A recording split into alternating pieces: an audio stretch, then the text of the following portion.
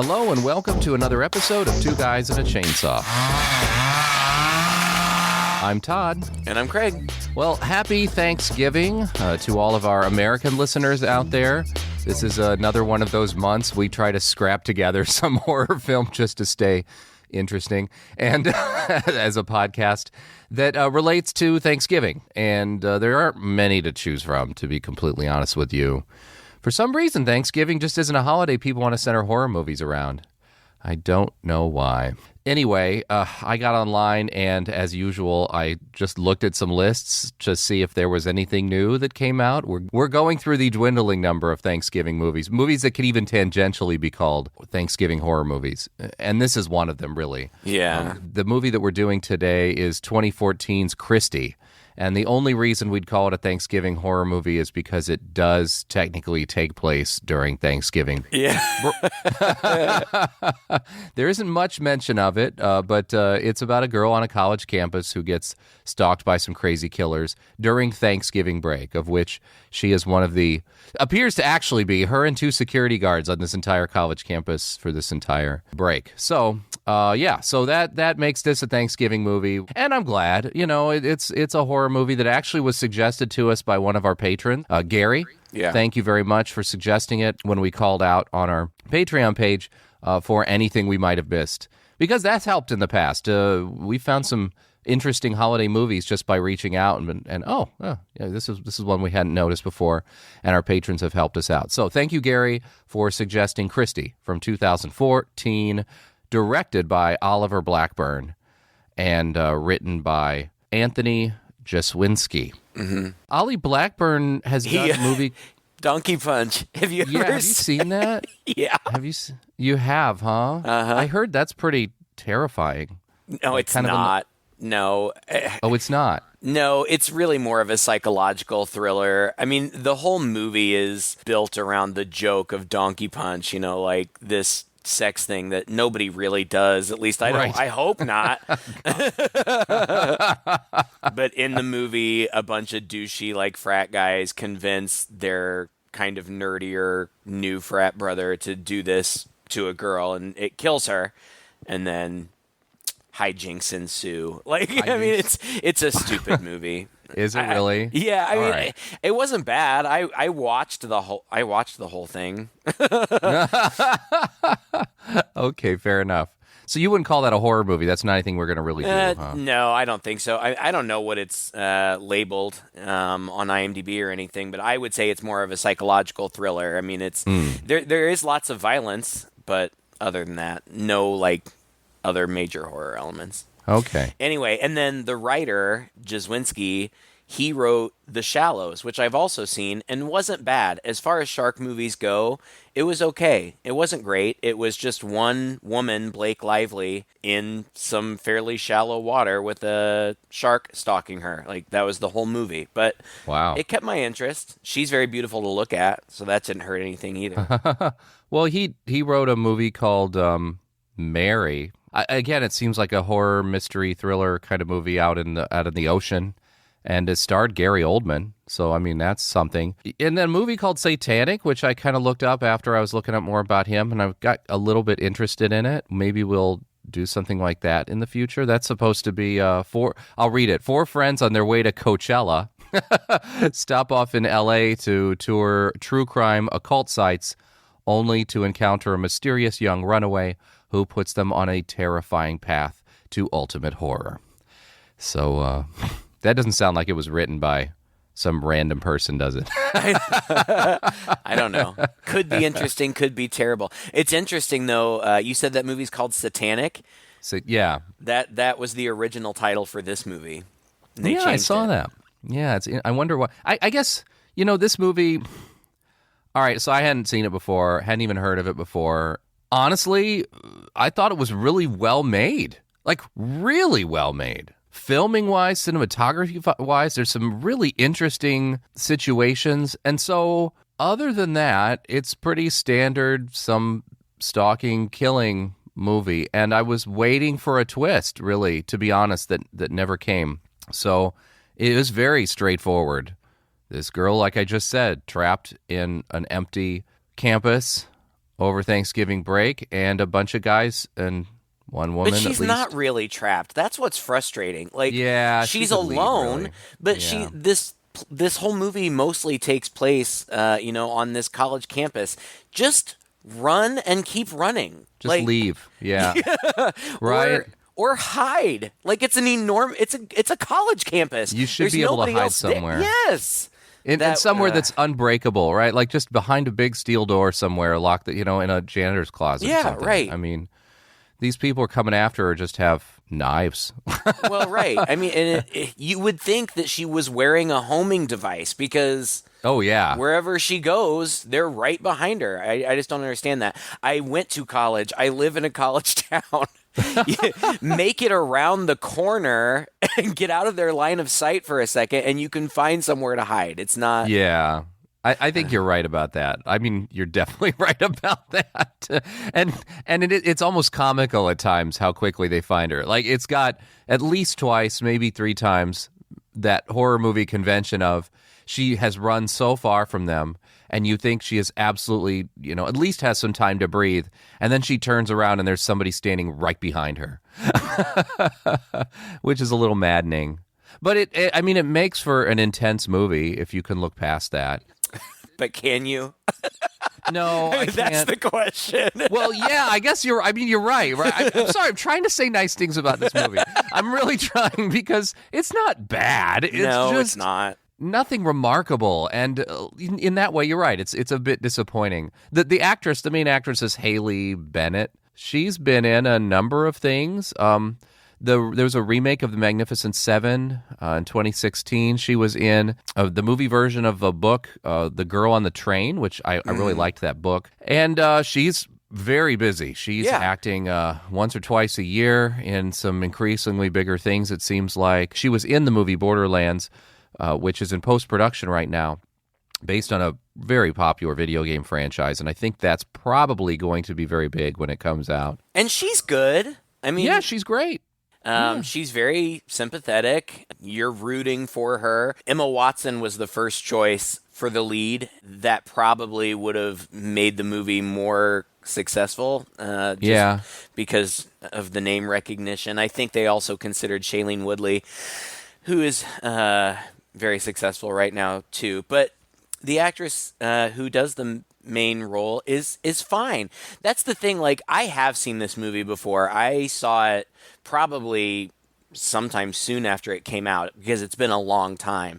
When Gary recommended this and we were talking about it, I told you, yeah, I've seen it. I don't really remember much about it. It's just a girl getting chased around a college campus by a guy in a mask. And that is what it is. Yeah. But yeah, it's exactly what it is. And I had forgotten that it's actually more than one guy in a mask. There's like a whole cult deal, which you could explain in a second. But yeah, I mean, that's it. Like, you meet a girl, she seems nice, everybody leaves for break, she bumps into the wrong person at a gas station, and then she gets chased around. Yeah. For the next hour and 10 minutes. Well, they're even wearing the same mask, so I can't fault you for.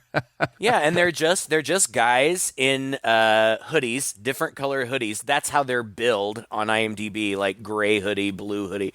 It doesn't make any difference because they're all wearing masks that look like they just took aluminum foil and like pressed it against their face. Yeah, exactly. And it's weird. Again, I kept waiting for something significant or revealing to happen because there are moments where they zoom in on their eyes, like there's something behind them or there's something significant, I don't know, emotionally or whatever, about these guys. And then there's a moment where she unmasks one of them. And that moment, which happens, I think, in like a bathroom or something, she finally kills this dude with a bat that she has wrapped up with nails.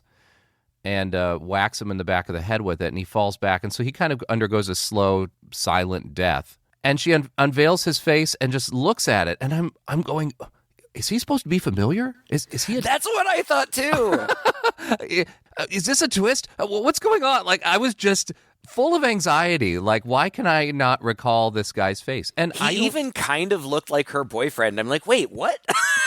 yeah, or one of the security guards or something. I'm thinking, was it the guy in the? I mean, there aren't many people to choose from, right? No.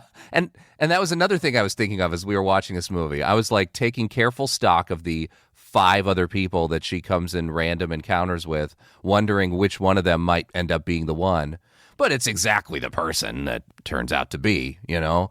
Well, there's no There's no surprise. No, you know who they are. The beginning of the movie, like, what is it? You in the very beginning, you see what seems like found footage film of these people in hoodies killing a girl in a field, and in the background, very ominously, you keep hearing Kristy. And then there's like news reports about missing college students, and you see this whole thing like on the dark web, and this voiceover is like, kill Kristy, follower of Christ. If you kill Kristy, you kill God. Kristy is pretty, pure, blessed. Find them, hunt them, know their fear, show your work. Like, wow, you wrote all that down. I did. I wrote it all down. Wow. So it's a whole cult thing. Like, there's this cult of people who wear hoodies and aluminum foil on their face and kill pretty privileged girls. Yeah. I guess not because they're privileged, but for religious reasons, I guess. Well, yeah, but I feel like that's one of the things. Like, they have to be pretty and good or innocent or whatever, but they do also target girls with privilege, which is ironic because our girl, who is not named Kristy, her name is Justine, she's not privileged. No. It just happens that her privileged, in fact, it's suggested that she, you know, I don't remember. She has to do well so she can keep her scholarship or something because her family doesn't have money. But her roommate does come from a family with money, and at the she was going to stay with her, but at the last minute, her family called and was like, oh, Dad's coming home, so we're all going to meet at Aspen. So the roommate goes off, but she's like, you can borrow my BMW for the weekend. Yeah. And it's only because Justine drives that BMW to the gas station to get snacks that she ends up getting targeted. Yeah, exactly. So she has the appearance of a privileged girl, even though she's not. So, right. Oh, I guess that's part of the tragedy of the story, right? Right. Wrongly targeted. Wrongly targeted, but she wins. So it's true. Could you imagine this movie if she hadn't won? Would it have been a better movie? I'm not sure. I don't know. Maybe because basically this movie is The Strangers on a college campus, but The Strangers is a much better movie. I think part of what makes The Strangers so compelling is that the heroes, the good people, don't win. And when, you know, it's the famous scene when Liv Tyler says, why us? Why are you doing this to us? And the girl in the mask just says, because you were home. Like, that's so chilling. It's just, there is no reason. It's just you were home. That's what's this movie's kind of like too. Yeah. In fact, the second title of the movie was Random. I don't know how they eventually came up with Kristy. I don't know if that cult Satanic aspect was the title of the movie too, right? Yeah, Satanic first, then Random, and then Kristy, apparently. Yeah. I don't know. It makes me wonder if maybe the whole cult thing was written in at the last minute. Oh, yeah, you're probably right. But I don't know. I don't know if that's the case. It could be, because it seems like, in a way, they're setting it up to be a franchise or a sequel, because we learn that this isn't just some little local cult. This is something that's organizing online. At the end, there's a map of the USA, and you see these little Ks, pop up all over. So I guess it's a religious cult that somehow thinks that when they're killing white, privileged, pretty girls, they're doing something against God, which they hate, and they just need to do this. And then post their stuff online, their videos in their little group, like their own little Reddit forum in the dark web or whatever. But it just seems mean. Like, why? Yeah. Why these girls? Especially since kind of the leader of the little faction of this cult that we follow is a woman, you Yeah. know, a girl probably approximately the same age as Justine. I don't recall if you actually see or hear her name in the movie, but she's billed as Violet. She's played by Ashley Greene, who is also a very successful young actress. Justine is at the gas station just getting snacks for her and the very friendly security guard in her dorm. Yeah. And this rando girl in a hoodie and sunglasses is just being weird. First of all, she's like picking up magazines and just tossing them on the floor. I guess Justine drops something and Violet picks it up for her, and Justine says thanks, and she's like, I like your car. Okay. Thank you. And then like, you're pretty. And then Yeah. Justine's like, all right, you're weird, you know? Walks Right. past her. And then, but she ends up, so she's checking out at the register, and this girl walks up behind her, and the guy's like, You're a rock star. If you're not gonna buy anything, you need the boogie. How much are these sunglasses? What does the price tag say? I want a discount. Let's see your ID. I want a discount. Look, I'll pay. I'll pay. I don't want anything from you. You know, you try to do something nice for someone, and this is the shit you get. You don't know what shit is. you don't know what shit is. And then as she's walking out, I think she's like, bye, Kristy, or something like that. So my point is, why? Why are they doing this to these? If it were all men, I mean, based on the last 3 or 4 movies we've watched, I'd be like, oh, that tracks. Men are trash, so that Right. makes sense. But why is this young girl a part of it? And she looks like she's been through some stuff. Like, Yeah, her teeth are not yeah, great. and she's pierced. Not that I have anything against piercings, but she looks rough. She looks pale. I don't even know how. I mean, she's the actress herself is a beautiful woman, but I feel like her lips are almost like gray, or I don't It's know. almost like there's some drugs or some heavy Maybe. something going on there. Yeah, Right. I think it's more about class, perhaps. I just think perhaps this movie is a little more timely now in that regard than it would have been before, where it's just some disaffected, disenfranchised people who are just pissed at the world, Yeah. and then they want to unleash themselves on the world and get their revenge somehow, and so they found a scapegoat, and their scapegoat is God, ultimately. So Right. that religious makes it feel slightly noble, and so you kind of have an excuse, you know. And so I don't know. It was kind of like hints and shades of QAnon and things like that, of just people who just get weird, crazy ideas in their head because they legitimately are, for whatever reason, down on their luck, disenfranchised, mad at the world, mad at the man, and rightly so. That makes sense. They've just tapped into somehow some darkness and bad influence. I think that's kind of what it's getting at here. And so there you go. There's your motivation. You know, it's not satisfying, but that's what it is. Yeah, I think you're right, and it does make sense. I just feel like, I don't know, there's just not enough to it, because then she gets back to campus and they just chase her around. Like, Yeah. another thing that bothered me about the movie is that, like, apparently on Thanksgiving break, the entire electrical network is shut off on campus. Bullshit. It is not. No. I've lived 500 yards from a college campus my whole life. Like life goes on. That's the other thing too. Like, there's no point in time when there aren't people on campus. Yeah, there's somebody there. There's some professors doing work over the weekend. There are students who cannot leave. Right. There's not only one student who stays behind, and that they give like the master keys to. Like, oh, Yes, she can get into anything. You're the That's only one hilarious. going to be here. Here's the key to everything on campus. That'll go well, right?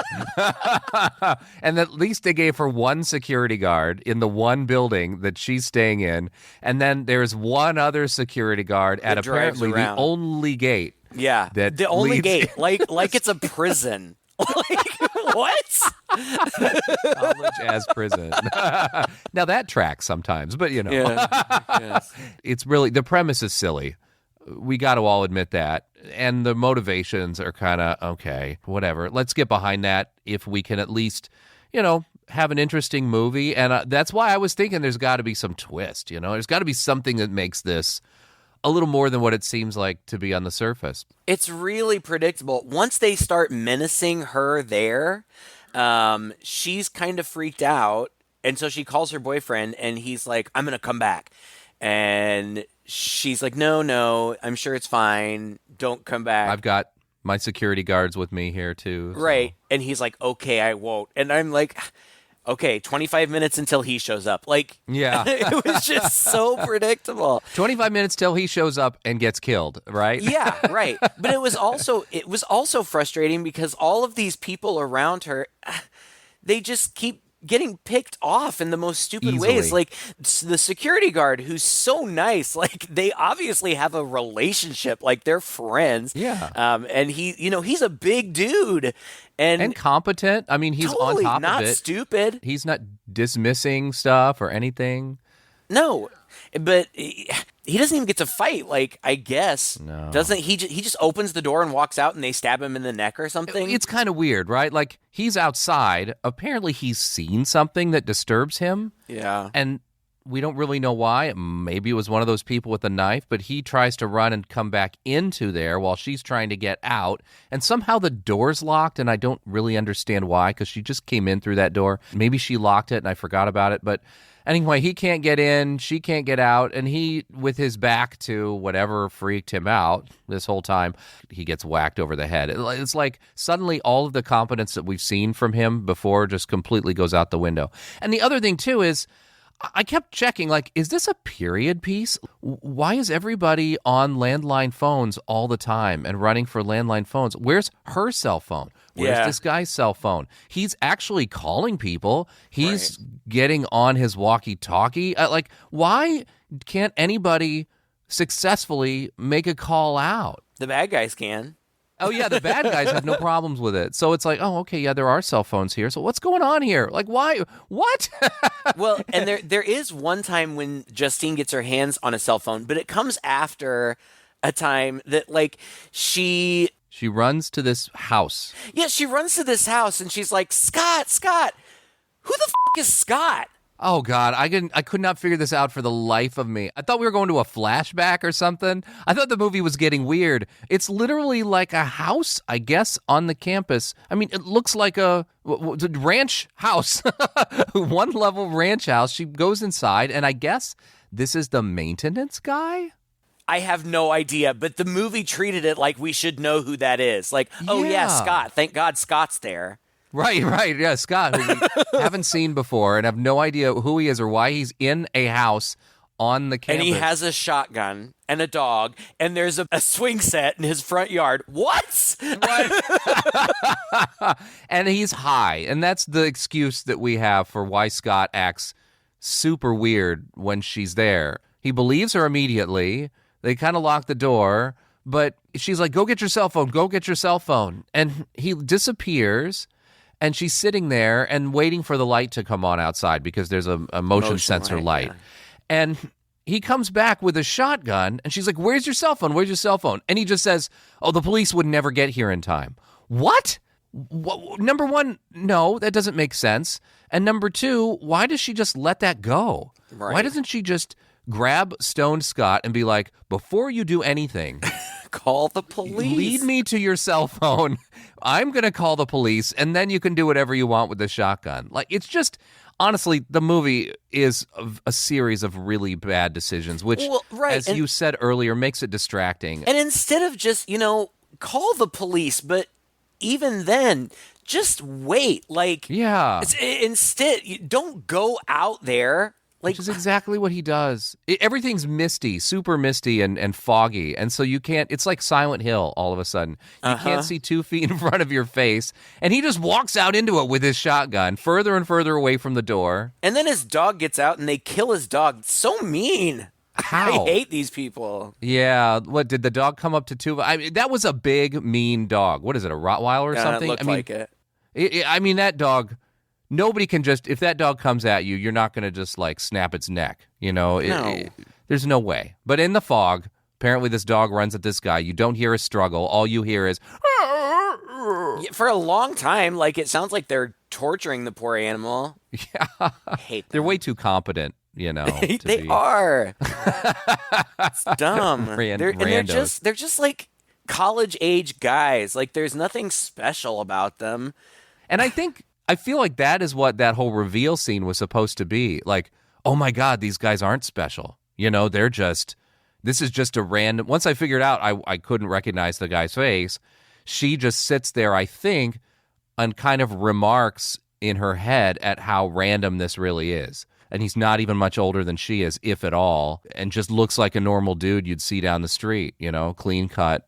But with that being the message, like, God, they really seem supernatural, you know, in their ability to find her wherever she is. Wherever she goes. Show up silently, you know, right, where that is. Right, even though the fog is so dense that you can't see more than 5 feet in front of you, yet they can track her wherever she goes.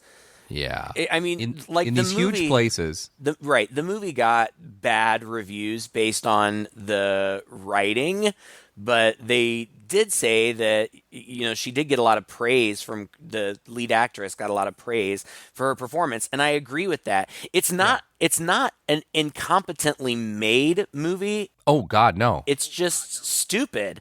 It's just a series of stupid events. Like, then she runs to the library. Okay, why not? Because she's got a key. But that's what I was going to say. She does get what's-his-butt's Scott's cell phone, and she calls 911. But apparently, the cult has hacked his cell phone? Oh, Or does she get one of the bad guy's cell phones? I think she tried to call 911 and either got interrupted or it didn't work or something like that. And then she received a call on the cell phone. Yeah, and that person said, "Did you just call 911?" And she's like, "Yeah." And then the person's, you know, basically tricks her into revealing her location, which you would hardly think they would need it. I mean, they seem to be able to find her no matter what. But she's like, "Oh, I'm running to the library, and I'm going to lock myself in the library." And the woman on the line is like, "Okay, well, stay there." And then a couple minutes later or seconds later, the woman on the line says, Kristy. "Don't you know that the maintenance man's phone number is posted all over campus, Kristy?" That's right. Yeah. So instead of leaving the library, she stays in there. She stays in there until they show up and, like, spook around. Like, that's the other thing. Like, it's just the same thing over and over again. She gets to a new location and kind of hides, and then they slowly creep around looking for her. It just happens over and over again. And again, here at the library, instead of running out the back door, she runs to the roof where they find her. So she jumps off and then gets up and runs away. That is not how real life works. No, you do not really jump off the roof of an it was at least 2 stories. Oh, it was 3. It was 3 at the least. Yeah. But she went through a tree, so which somehow she's isn't fine. worse. She's fine. Right. Yeah. She limps for like 3 seconds as she's running away, and then that's it. Yeah. Now, I will say, as you said earlier, like, the plot is stupid. It is so full of holes. It is so unbelievable, and it's baffling to the point of distraction. That being said, as you keep saying and I keep saying, the movie is well made. I would go so far as to say that it is pretty top-notch for any movie, let alone a horror movie, that, when we do have our sequences of the guys there inexplicably and looking for her, I think there's genuine tension there. And I think the cinematography is really inventive. One of the, I'll call out 2 things that I thought were kind of fun. Number one is we do get that typical montage. So she's by herself, right? So we get kind of a quick montage of all the things she's doing to entertain herself while we're there. I really thought for a moment we were going to get a Tom Cruise risky business, dancing in her underwear moment. Yeah. It almost happened, but it's these quick cuts of her swimming, her jogging. She's found a lot to do, actually. Right. And I thought that was stylish. Yeah, I liked it. And it kept bringing up the swimming bit, and it so much so that I thought, okay, like the purpose this is serving is it's establishing that she's fit, she can run, she's good at swimming. All of these things are going to come to play, right? But she's probably going to have some swimming bit in this or use that to her advantage. And that's the other scene that I did like. She runs to the pool, which is a place she's intimately familiar with and has spent a lot of time. Not before her boyfriend gets killed, which is another frustrating part because he literally drives in, mistakes Violet for Justine, so goes chasing after Violet, and then Justine's chasing after her, and she's like, no, wait. And then a guy just pops up and kills him. Yeah, it's really unsatisfying. That they could have left that out. Like, it's just an extra kill. There's nothing compelling about it at all. There's no tension. It's just, hey, I'm here. Stab me. Yeah, I mean, it's like the whole Shining thing, right? It's supposed to establish that, here her knight in shining armor is never coming, right? But it's so unsatisfying, yeah. Mm-hmm. And you want to feel bad for her, but just the movie seems so silly at this point. Mm-hmm. Well, she ends up in the pool, and I don't think this makes a lot of sense because there are 1,000 places you could hide. It seems like a swimming pool is maybe the worst. Mm-hmm. Because then also you're going to be wet, which means that if you have to run away again, you're going to leave a trail, which she does. But anyway. Yeah, but she gets in she's in the office of the pool, and she's hiding under a desk, and somehow she manages to get out of there while the guy's searching in there. And she ends up outside the pool, and instead of hiding in the bleachers or leaving lockers or leaving, right? She decides to go to the most open space in the entire building, into one of the most vulnerable places, and lower herself into the swimming pool by the edge of it. And this guy's at the far end, and he's swinging his flashlight around. And as soon as he swings his flashlight toward her, she ducks down and holds her breath. This was well shot. Yeah. And it was tense because I was waiting for a hand to come down and grab her or for her to pop up. And as soon as she popped up, he'd be right there. Right. Which, kudos to the movie for not being quite that stupid. I guess, but the alternative is that nothing happens. Yeah. Which... It just works, and it's not to say that I don't. Again, I agree with you. There are so many other places to go besides in the pool, but I do almost feel like it's believable that he wouldn't find her there. You know, she's pressed up against the wall on the same side that he's on. So even if he were to swing his flashlight, he's not going to see her. No, I don't think he would see her. And he would also be like, "Well, why the hell would she be in the pool?" So I don't think he'd do much but give a quick glance at the pool and just look to see if the water's disturbed. You know, right? So yeah, I mean, that bit's believable. So if we're going to say the filmmaker made this choice and they got to film this scene, it's filmed really, really well. Really tense, great underwater photography. This actress in one take is holding her breath for quite a while and coming back up, and that guy went by. Then it cuts away and then cuts back, and now she is outside of the pool laying down in the bleachers, and she has pulled a hose from somewhere and turned it on, so there's now disturbance in the pool, which now this guy comes around and does a double take. So now she's trying to lure him there.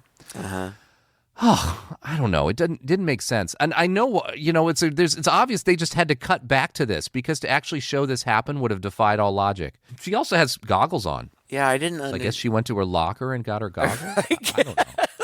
What? It's just so weird, right? I know, and I don't even remember what happens. Does she just hit him over the head or something? Yeah, she just comes up behind him, whacks him on the head. He falls in the pool, and she jumps in after him, and she wrestles the bat out of his hand, or pulls it around his neck and sort of snaps his neck underwater. And again, if you overlook, which is impossible to do, if you overlook the logical problems with all of this, it looks great. Yeah, it looks great. It really does. That's the only thing I can say about this movie is it looks great, and she was a decent enough actress. So confession time. So we usually record on Sundays, which means that I have Saturday to watch the movie. Well, this week we're recording on Saturday. So I started watching this movie at work on my phone. And I watched the first, probably half of it, the first 45 minutes. My point is, set yourself up for success for this movie because it's very dark. Like, it all takes place in the dark. As I said, like, the electricity is out all over campus, apparently. Yeah. Except for, like, these emergency lights or whatever. Trying to watch it on my phone, I was really just staring at a reflection of myself for the first 45 minutes. But then I finished it this morning in a not, like, brightly lit setting, and it looked fine. So just don't watch it on your phone in a brightly lit room because you won't be able to see anything that's going on. But she killed that guy. And we forgot she already had killed another one too. She ran one of them down with her boyfriend's car. That's right. Which, great, like, or you could have driven his car away instead of smashing it into a wall. But I guess that would have made for a shorter movie. I don't know. So she killed that guy. Then she killed the guy in the pool. Then she makes a nail bat. Yeah.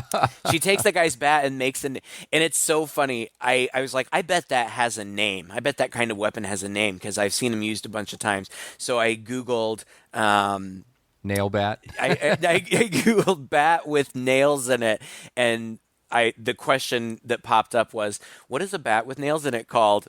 Nail bat. That's the name of it. It's straight and to the point, just like the weapon itself gets to the point.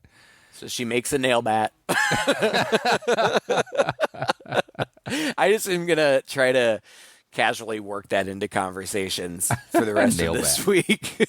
Hey, do you know have you seen my nail bat? Here's an interesting trivia thing for you. You know that bat with nails in it that's a really nasty weapon? What do you think that's called? Nail bat.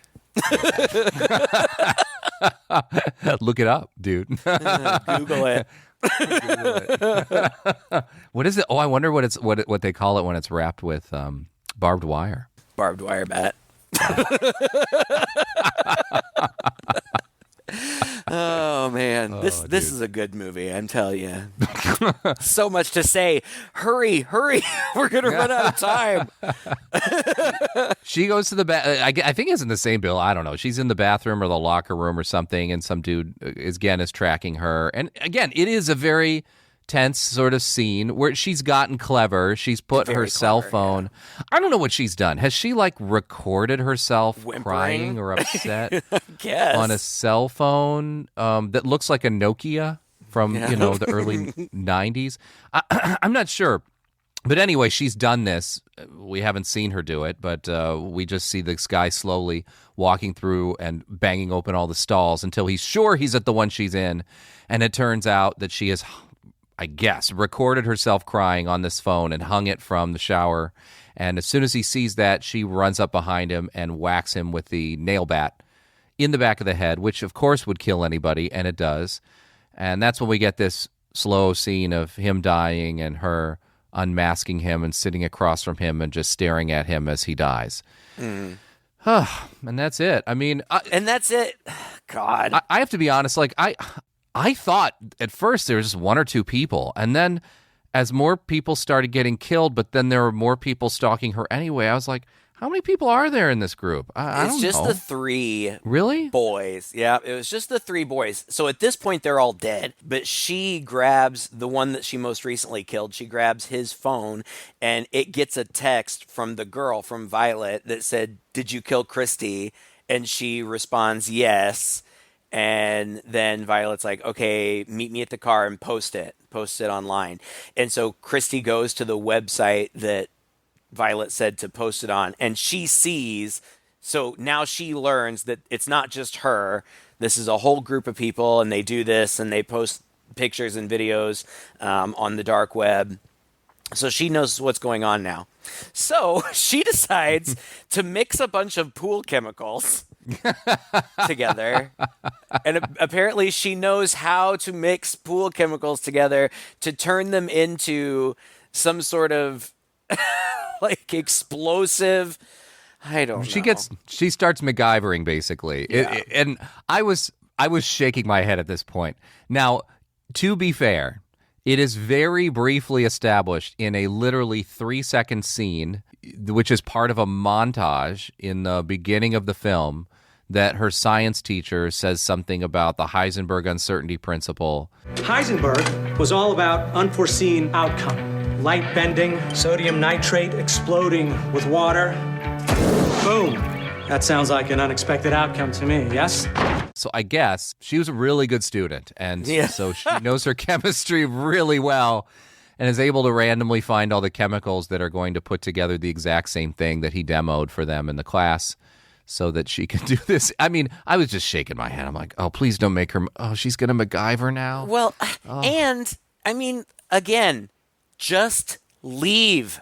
Like, call the police. Yeah. Like, come on. There's one person now. There's one person, like, upload the link or something to somewhere. Like, you have a phone now? Right. Oh, yeah. But no, she has to track Violet down, so she tracks her down. Well, Violet did kill her boyfriend. That's true. You know, I mean, to be fair, people are going to listen to this podcast, Craig, and they're going to say a couple things. They're going to say, first of all, I've heard you defend these kinds of actions on podcasts before because this is the typical final girl material where not only does she want to get out of the situation, but now she's so pissed and her boyfriend's dead and everything like that she wants revenge. So that kind of tracks for a slasher film final girl situation.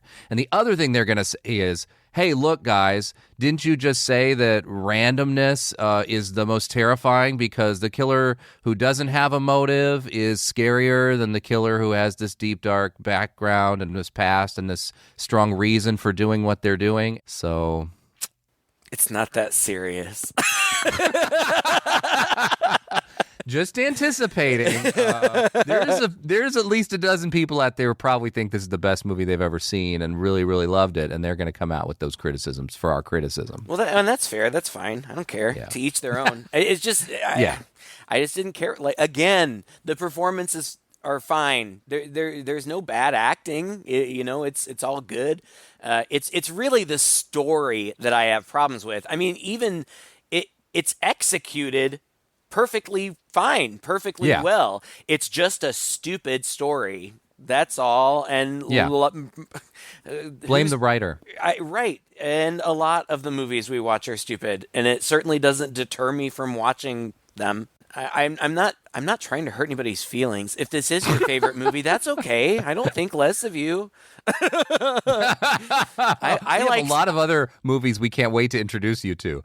If this is your favorite movie, I like some really bad movies. Some of my favorite movies are bad, so it's cool. I get it. Yeah. So she finds Violet. She throws the chemicals on her. I don't know. Violet says something sassy. I don't know. But she throws some water on her and yippee-ki-yay, mother. She throws some water on her and she bursts into flames and she thrashes around for a while and then she lays down and dies. Yep. The end. And we get the little montage that shows that there are these cells all over the country and so it's just the beginning. Bodies. They give us very beautiful and artfully framed shots of all the bodies. And then we see all the posts on the Kristy page, but then there's also news footage about it. Like apparently Justine her testimony, has exposed it and they're starting to catch some of these folks. And then there's Justine's voiceover. Justine is dead. My name is Kristy. Like what? So I think that she's going to be like a vigilante now. Because did you watch the post credits scene? Was there a post credits scene? No, I didn't. See it. I thought there might be. But I had read that there was, so I watched it. You see one of those guys in the aluminum foil masks stalking another Kristy, but then somebody. It's just a flash cut. You see somebody's coming up behind him. Now, I don't know if that's supposed to be Justine. Her. I assume it is supposed to be her, or probably. Maybe there are other vigilantes too. I don't know, but then that's it. I thought they were setting it up for a sequel or a potential franchise. Yeah, but I don't think the movie got good enough reviews for any dreams of that to move forward. No, I just, yeah. God, I don't even want to, it's not like I actively dislike it. It's fine. We have seen so many worse movies. Oh, yeah. Just in terms of plotting, it's predictable. It's really not very exciting. Yeah. It defies logic at every turn. Well, that's where it kind of breaks down, right? Like, a lot of horror movies are not logical, but we kind of go with it. But I guess there's a line somewhere, and I'm not quite sure where. Maybe if it's just way too much of it. or a movie like this, which is really trying hard to portray a realistic situation. Right. Right? Like a home invasion movie, a girl on a campus being stalked by normal people. If there's no, like, supernatural element to it or anything like that, then we kind of, I guess, we just demand a little more realism, or else it just takes us out of the movie and we're just too distracted by how dumb everything is. And I think there's a kind of satisfaction. Gosh, now, I don't know. I'm just looking for things to talk about maybe. But I think there's a kind of satisfaction in watching a home invasion movie. Part and parcel of it is like, what would I do in that situation? Almost like it's training in a way. Like if I'm faced with this, like, oh, that's a good way of turning the tables on them. So, we don't think about that when it's like a Jason or a Freddy chasing after somebody. We're just in for the ride because we know they're going to get it anyway. And so, like, yeah, there's something maybe a little satisfying about watching a movie that's more realistic and trying to figure out what we would do in that, put ourselves in their shoes a little bit more. And it's really hard to do that when the character is just making the most obviously stupid choices over and over and over again. Well, and that's satisfaction the other is lost, I think that's getting close to why it bothers me, is because she seems like a smart, competent girl. So it doesn't make sense that she keeps making all these stupid decisions. I'm sitting here trying to figure out why it just doesn't work for me. And I think that that's part of it, because there are some movies where, the tension is high, the bad guy is near, and you're like, no, don't go in there, don't go in there. And then they do go in there, and then they get their head chopped off, and it's like super exciting and fun and scary. I don't know what the difference is. I don't know why there are some times when it's, I almost kind of wonder if it's fun and scary if you're kind of more rooting for the bad guy. Yeah, and you know what? In those cases, like, bad decisions usually get punished, right? In this case, she never gets punished for her bad decisions. So it's usually the final girl that's a little smarter than everybody else. Right. And so, it's the woman the idiot who goes upstairs or goes into the, scary room that gets her head chopped off. Mm-hmm. In this case, yeah, it's the final girl who's really stupid and making all these dumb decisions and still manages to make it out just fine. Yeah, it's kind of, maybe that's the heart of it. Yeah, it's just not a very satisfying final girl situation. Happy Thanksgiving! Yes. Aren't we thankful that we are smarter than this girl? Are we, though? Really? I don't know. Probably not. I know I'd be the first person off in a horror situation. I know. Yeah, you would be. I'd run out of breath running, and I just kind of have to fall down and be like, all right, take me. I'd be soon after you. But yeah, anyway, I mean, we do this every year, but sincerely, in the spirit of Thanksgiving, thank you to all of you who listen every week, and especially to those of you who reach out and give us some feedback and interact with us a little bit, whether it be on Facebook or Patreon or wherever. It's hearing from you that I think really keeps us going. Not that I don't enjoy spending this time with you, Todd. Oh, really? The truth comes out now. Huh? No, I do. I mean, this is fun to do, but a lot of the fun is knowing that we're bringing something to other people. So thank you all for your constant support. We really appreciate it. Yes, thank you. And thank you very much to Gary, who recommended this movie. And I know it's not his favorite movie because I think his assessment was more or less the same as what we did. So thank you, though, for pointing out this Thanksgiving movie. It's so much better than some of the other ones we could have chosen from. And I would like to very specifically thank our patrons, because they're the people who are, we love all of our listeners, but these folks have the means and the ability to reach out and support us month after after month with some money. And I just want to take this moment to read off our current patrons right now.